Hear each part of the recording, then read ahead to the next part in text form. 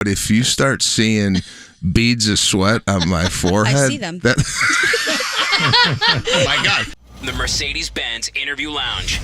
I appreciate you moving the whole show to accommodate my earliness. Nice to see you. How's your father? Anthony. So okay, let me give you a list of our friends that we wouldn't be spontaneous for. Oh, jeez. All right, who? Nah.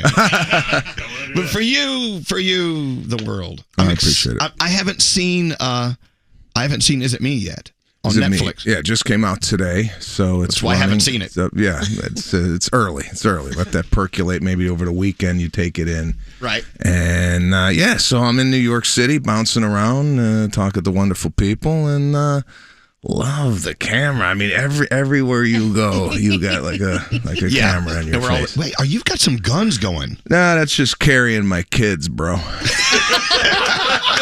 It's a 5-year-old and a 3-year-old in each arm.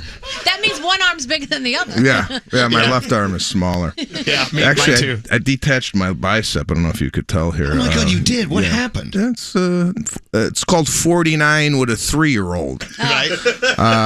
So I'm an older father, and when you're an older father, it's tough to maneuver. A lot of my play is laying down. It's right. Like a lot of let's bury daddy tonight. Right. Gravity is your best friend. Yeah. You know what? One of the things I love about you and what you do is you're actually stirring in life with kids and their pediatrician into your life. I mean, you have this podcast, right? Yeah. So we did this podcast with my pediatrician. Now, in my family, I am the worrywart. Typically it's the mother that's always concerned. It's the opposite in my relationship. Kid gets a cough. I'm like, let's call the ambulance and get him to the hospital, right? That's where my head goes. So I was calling the pediatrician on every sniffle and every cough, and he had this idea a long time ago of doing a podcast where he would answer questions that would come in from people, and then a comedian, myself, would sprinkle some humor in. So it's called Daddy versus Doctor. It's with my pediatrician, our family pediatrician, Dr. Scott Cohen, and we're having a ball with it. Look at that. Nice. You know what? People ask us, well, how do I get a podcast started? Your podcast is already started. You just haven't started recording it yet. Life is your podcast. And the good thing about podcasts is it could be something very deep and narrow, like a father and his kid's pediatrician. Yeah. I mean, who would think that? But any little thing that interests you can be a podcast. Yeah, and for this, we like it because you don't really hear dads discussing, being a father. It's like when you go out with the guys, it's not like you're sitting around going, so when your kid goes to the bathroom, how do you, we discuss things that typical fathers might not discuss on a day-to-day basis. By the way, I'm running so hot right now. It's not just you. Oh, no. This place is boiling. We're leaving this building, so they are making us die. As soon as I saw you take the jacket off, I was like, he's going to die. This is going to happen on the air. It's fine. I've worked in hot environments before, but if you start seeing beads of sweat on my forehead. I see them. Oh my God. Sebastian Maniscalco is overheating. No, so listen, you guys are moving. I've noticed. Okay, so the place is just a crap hole. Okay, so when they decided to not renew your lease, did they say, listen, just cut the air conditioning? Yes. And pretty much. Right? Yep. We have no toner. We have no toner and printer. You go back to my office, you push the light switch, it doesn't even turn on. Nope. Yeah. Wow. And you have to, and it's freezing back there. Half the floor is hot as hell, and then the back part is cold. Where you need a jacket. All right. No, I just wanted to bring that up because it is hot. I was thinking, is it me? No. Am I getting sick? That's what you It really think, sucks. It's so rude. No, when they found out that we were moving uptown, none of us want to go, by the way, but we have to. When they found out we were moving uptown, they're like, just turn them off. They basically unplugged life support. We have no heat. We have no air. We barely have electricity. The other day, there was a smell of burning rubber coming from the ceiling. Yeah, something was that burning. was wonderful. Nice to be here. Yeah. Oh God, it's just falling. Bad. He's melting. dying. The new studio.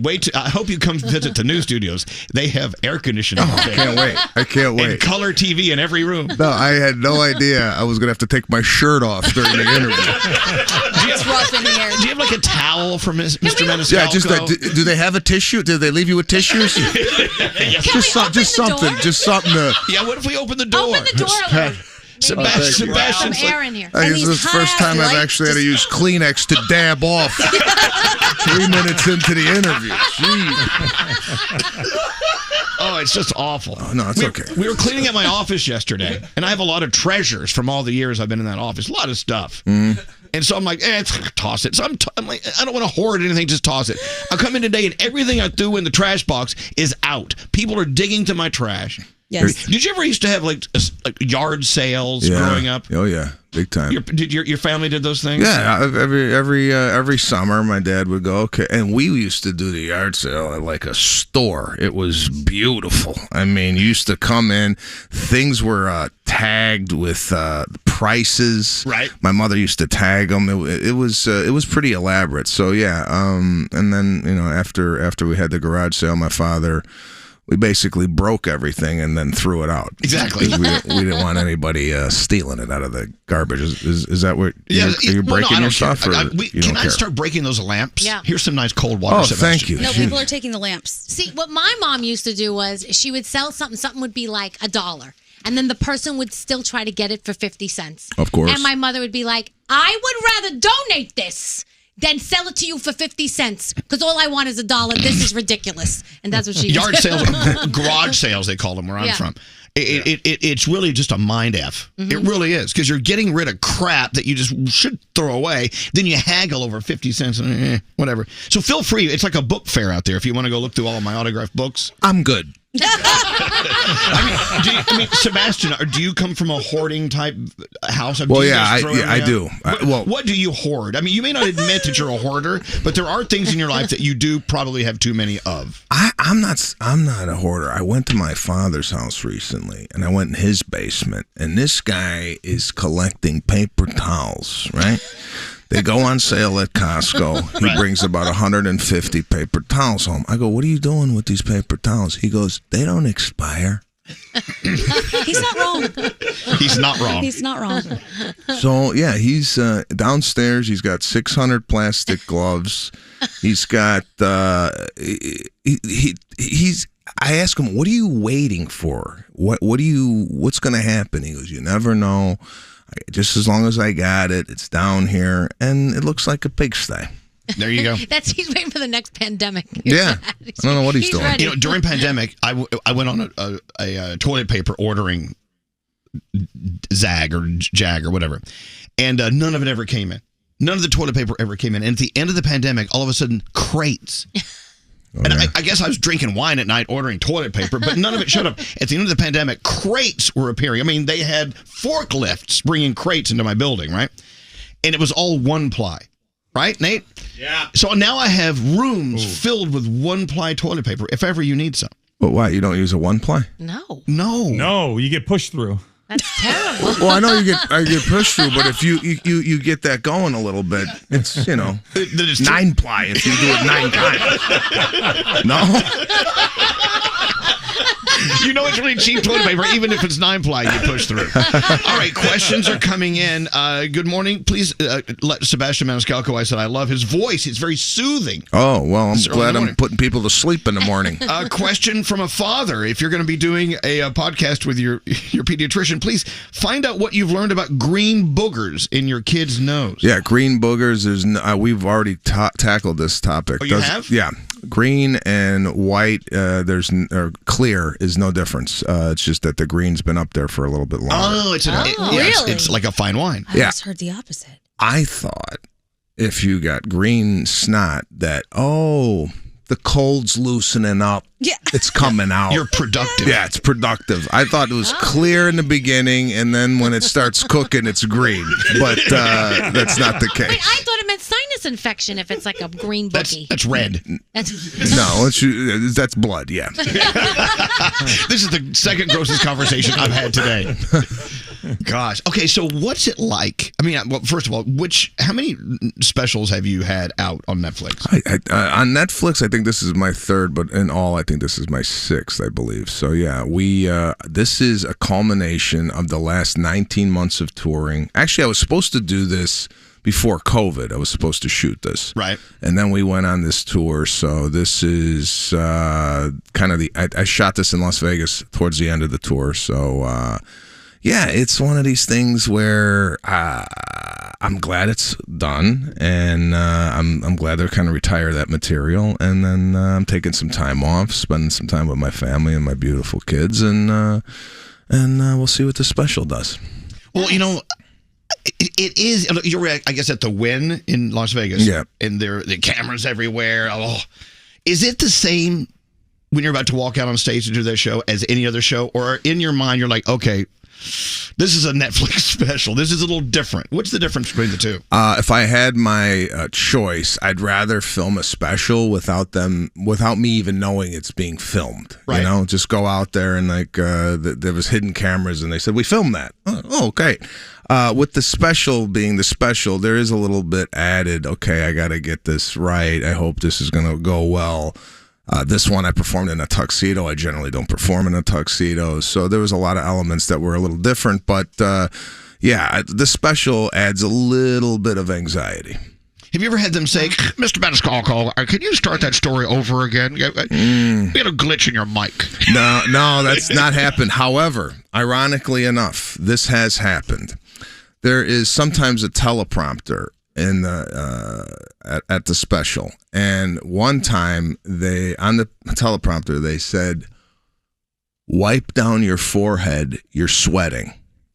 So I didn't, because I don't like to stop and then start back up again, so I just let it flow. I didn't get one of these. No Kleenex. Gosh, it's so funny when you're in the audience watching someone like you do your show. I'm amazed. Like, well, how do you memorize? I mean, do you have notes on the floor? For instance, if you go see a Broadway show, yeah, they get their lines right every night. Yeah. And if they don't, they get close enough to where you don't know. Mm-hmm. But when you're doing these specials, these shows all across the country, I mean, how do you keep it in order?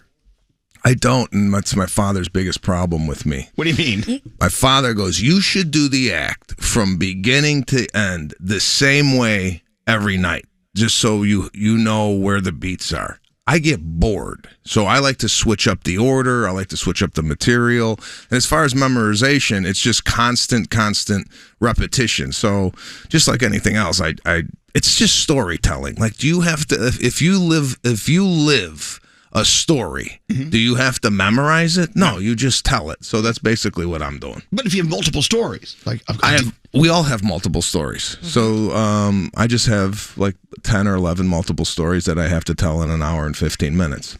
You make it look so easy, though. Well, thank you. That's very nice of you to say. Dare me, go to the text. People are texting in. Yeah, whatever you want to do. Sometimes, Sebastian, we turn this off because people aren't so kind. Yeah, well, that's the world. Do you want me to go there? Yeah, if you. All right. I love Sebastian. Oh, good. I find him so funny. His family is so relatable to my family. Love the energy, the yelling, the cursing. Wow. Maybe that's their family. And my husband's family is very relatable to his wife's family. Yeah. So whenever he's telling a joke about two families, I'm in stitches because you're basically telling jokes about their families. I bet you hear that a lot. Yeah, a lot of people relating to just the observational humor in regards to family dynamics. I think it's very relatable. So when I'm talking about my wife's family, who is upper class and got a little scratch, it's and I come from like working middle class. There's a lot of comedy in that dynamic. The cultures clash. Yeah. Hey, questions for Sebastian Maniscalco? I saw something about you. Well, first of all, the whole "is it just me" thing. We talk about that all the time because it seems like the world has gone crazy. Mm-hmm. I saw you were talking about restaurant etiquette. We have fights about restaurant etiquette in here all the time. Every day. Every day. Every day. People who special order from the menu. Is that okay or not? Meaning modify the menu? Off the menu. Yeah, they special order off of the menu. Well, that typically is my wife's family. Yeah. Give me an example of what they would do that would make you want to crawl under the table. Well, the menu is a suggestion. And then they go off and do the thing with my wife's family is they do this thing with temperature of meat. Right now, when I go out, medium rare, and I don't ask how they do their medium rare, whatever it comes out. My mother-in-law tends to modify the medium rare as medium rare plus, which I thought was medium. You know, like when you started adding a plus or a minus to the medium rare medium, we're getting into a whole different thing. I go, this guy they don't know medium rare plus back there. I used to work in restaurants. I used to work at the Four Seasons Hotel for 8 years. So I've heard a lot of, what other etiquette issues are you having in the room? No, this guy, Nate, he looks at them and says, what else you got? I know you have some other stuff that's not on this menu back in the back. You can make me tomato soup. And it makes us want to take a hostage because I think it's so rude. No, it is rude. Seriously, think about it, Sebastian. They've got a whole kitchen of ingredients back there. You're telling me you can't whip up a grilled cheese? You got bread, you got butter, you got cheese. Make me a grilled cheese. But that's not how kitchens work. You know, kitchens don't work like that. They don't. Well, if I could go back to my waiting days, if I had you at my table and you asked for a grilled cheese and it wasn't on the menu, we go back in the back of the kitchen and we talk about you for at least 3 or 4 minutes. Absolutely. So now when everybody comes back out, you're the focal point of the restaurant. Okay. You know, and you don't want to be that guy. You just don't want to be on the radar of the staff. Because it's one thing to have one waiter be pissed off at you, but then the whole restaurant is looking at you going, this is the guy. Grilled cheese guy. And then you have Scotty B in the other room who creates what he calls a crustless cherry pie. It's his own dessert. He asks for cups of whipped cream and cherries. Yeah. And then he makes it, and there's just a mess all over the table with cherry stems, and he doesn't think there's anything wrong with this. It's delicious. Yeah, but guy... They have the cherries, they have the whipped cream. I just don't want the pie part. That's an easy one. Yeah, I mean, whatever makes you happy. But what I'm saying is, once you start doing this stuff, you then become a problem at the restaurant. Right. And keep in mind, the chef has knives. It's true. It's the same guy. Summertime, we went down to Odeon down the street, and they had it was a cold soup, right? He's like, I want that, but I want it warm. Yeah. Soup's supposed to be hot. I'm like, please don't do that. Just don't order it.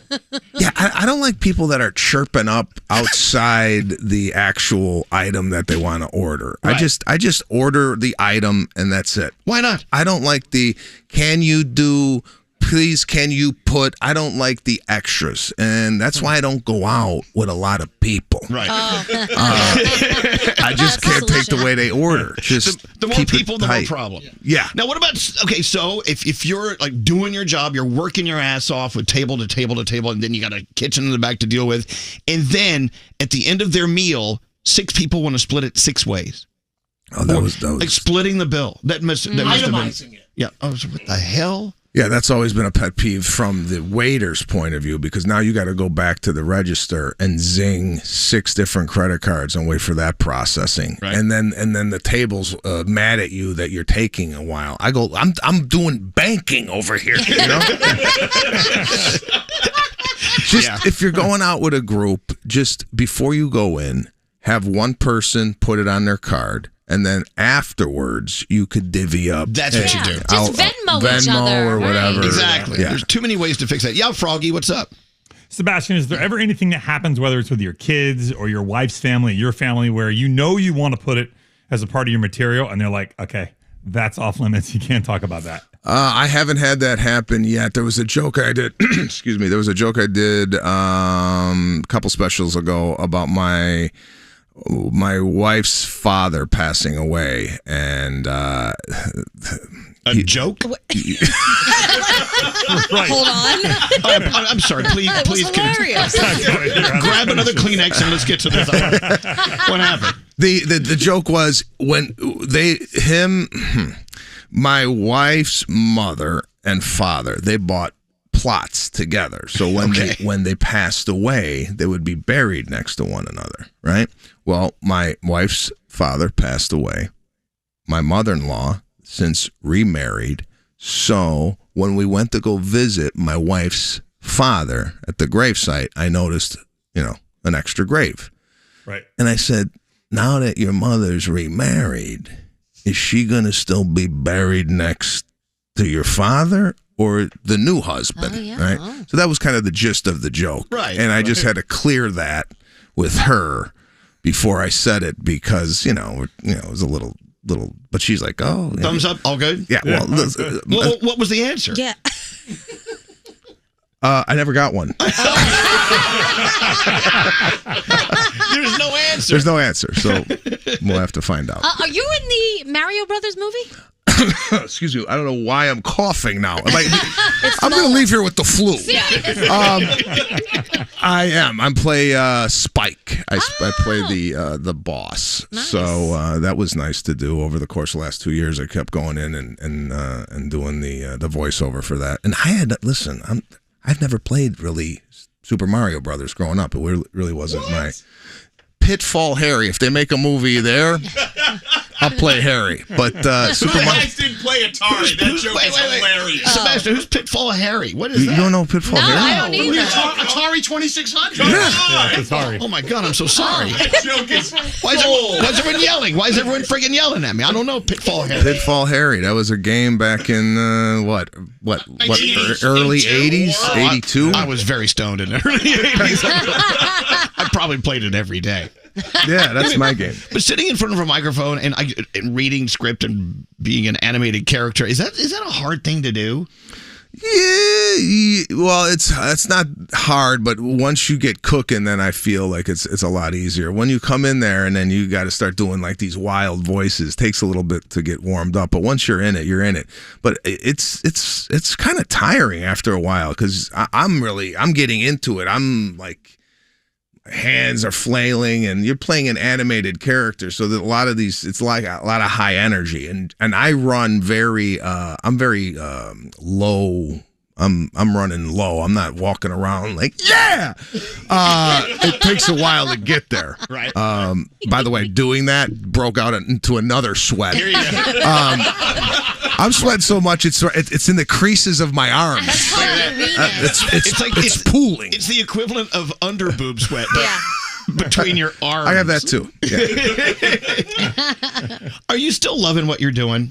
I mean, are there days where you're like, I don't know. I love what I do, absolutely. But I did 175 shows, 71 cities over 19 months. So it was a grind, and I love what I do, but I am missing my family a lot because I got 2 kids, 5 and 3, and it's just hard to be away from them. So loving what I do, but I need a break. And like what I say to our guys here, it's like I love what I do. I just want to do it in a different way.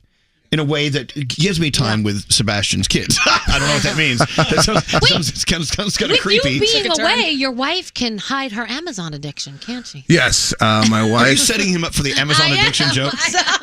The Amazon thing with my wife now. It used to be funny when the Amazon products came in, but now it just seems to be all kids stuff. It's not necessarily what she's buying. It's like, oh, okay, we got another pair of shoes for the kids, so it's not that exciting anymore. That's why I don't do it.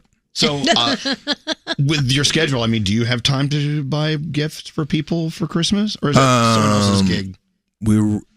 I like to buy the gifts, right? But we have limited the gift list this year. Normally sometimes you're like, give this person a gift. I go, just family. Let's just do a family thing. That's the way to do it, and that's that. We need to simplify our lives. Yep, and that's the gift we give to ourselves, I guess. More text, then we will beg you to leave. Oh, okay. Thank you for having Sebastian on. Amazing, hysterical, so relatable. Love him. Thank you, guys. Love every one of you right now. Siri, send it. Oh, look, it's on there. Saw Sebastian at the DCU Center, Worcestershire. Yeah. I can't. Worcestershire. Worcestershire? Worcester. It's Worcester, Massachusetts. Oh, Worcester. Massachusetts. I thought we were talking about sauce. Yeah, it's Worcester. Saturday night, the most hilarious person I've ever heard. My husband loved the bathroom joke and legitimately spit out his water because of how funny you were. That's nice to hear. And finally, the week I had, wow, favorite comedian. Can't wait to watch the special tonight. Sebastian, best. And love the podcast, best out there. And by the way, we're talking about Sebastian Maniscalco, Is It Me? Which is streaming, I love the word globally. Globally. I mean, do people in Afghanistan love your humor? I mean, Huge following in Afghanistan. number one in Afghanistan. Yeah. Number one comedian. I'd like to see the number 4 comedian in Afghanistan. Wow, you better work hard. Oh yeah. It's a global release. Thank you for coming in. Thank you for having me, and I'm kind of sad, to be honest with you. Why is that, Sebastian? This is the last time I'm going to be in this studio with you guys. Looking forward to the new digs. Yeah, me too. Yeah, Right? we all are. Yeah. We hear it's actually like Nice. climate controlled, Nice. which is great. Perfect. All right, so Sebastian Maniscalco, Is It Me? Streaming globally on Netflix. I can't wait. Don't even try to text me or call me tonight. I'll be very busy with my Netflix. There you have it. I'm going to go Squidward. towel off. Go tell it. Sebastian Maniscalco. The Mercedes-Benz Interview Lounge.